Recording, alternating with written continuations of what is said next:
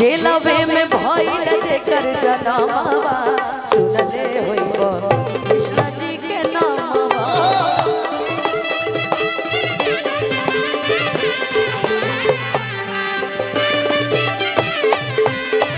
जेलवे में भइल जेकर जनमवा सुनले होइबो जादू जी के नाम।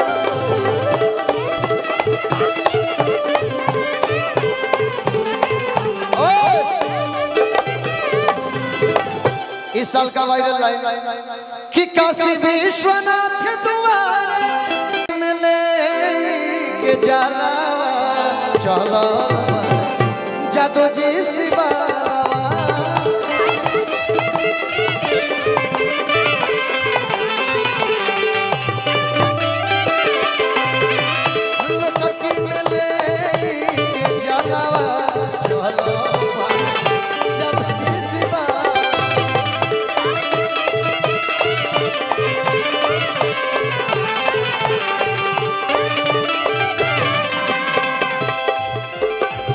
भोला जी के भक्ति में मतवालवा चलल बने जादू जी शिवालवा।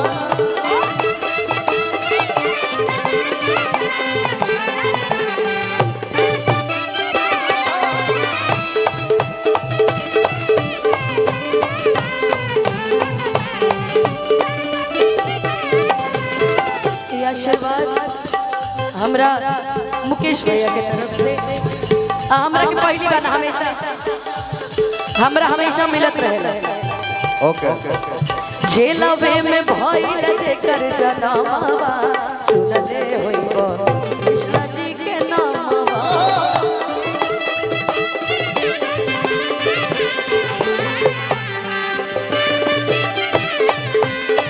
जेलवे में भइल जेकर जनमवा सुनले होइबो जादू जी के नाम।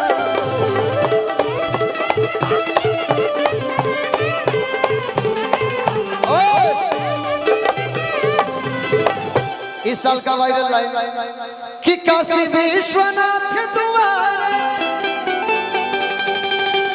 पखले जलवा वगैरह धारे।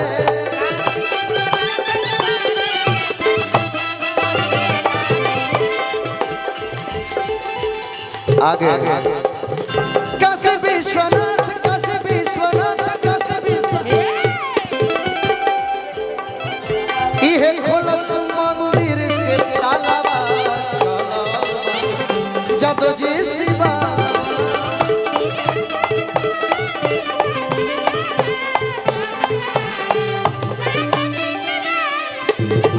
देखा तार भतीजा भतीजी ने खड़ा बैठा। इसी पे एक बात बोल देता हूँ कि बाबूजी के बगिया के फूलवा बेटिए होली। ये तुम्हारे लिए बोल रहा हूँ। जिस घर में बेटी नहीं है वो घर नहीं है। तो बाबूजी के बगिया के फूलवा बेटिए होली तारे वाला फूलवा।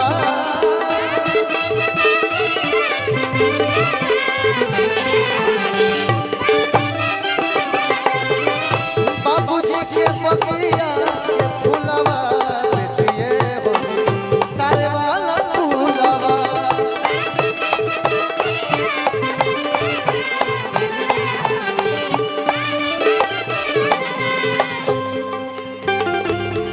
बोलो बोलो बाबू बोलो। जानता रहो कि हमार माई बहन भी बैठल बड़ी वैसे जैसे गीत गावे तनी एगो गा देना सब तार बहन बैठल बड़ी कोनो गीत में इन लोगों के लिए झूमर पेश करता हूँ। झूमर कौन सा झूमर? रुक जाओ यही में मरवा दे कि नहीं झुलनी छैया बलम तू पहरिया बिताइला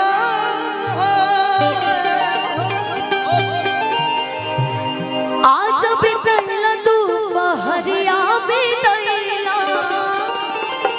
आज बिताइला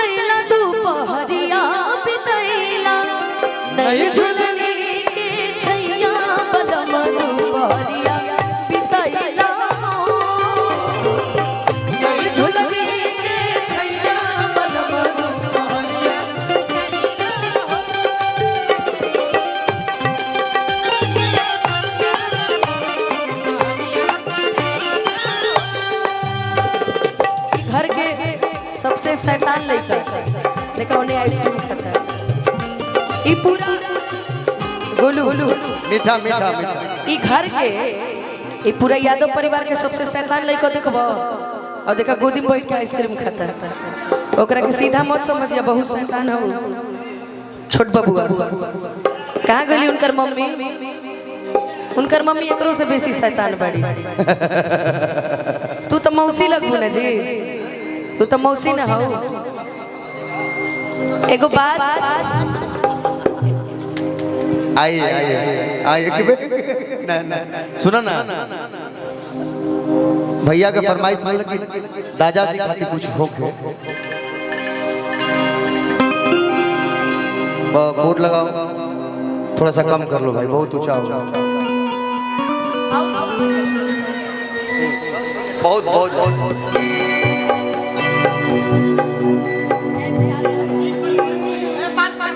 एफ शार्प लगा दो।